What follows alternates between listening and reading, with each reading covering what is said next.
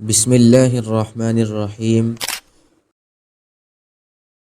حارث بن ہشام نامی ایک شخص نے حضرت صلی اللہ علیہ وسلم سے سوال کیا کہ حضور، آپ پر وحی کیسے نازل ہوتی ہے؟ آپ صلی اللہ علیہ وسلم نے فرمایا کہ وحی نازل ہوتے وقت کبھی مجھ کو گھنٹی کی سی آواز محسوس ہوتی ہے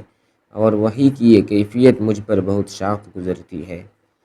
جب یہ کیفیت ختم ہوتی ہے تو میرے دل و دماغ پر اس فرشتے کے ذریعے نازل شدہ وحی محفوظ ہو جاتی ہے، اور کسی وقت ایسا ہوتا ہے کہ فرشتے بشکل انسان میرے پاس آتا ہے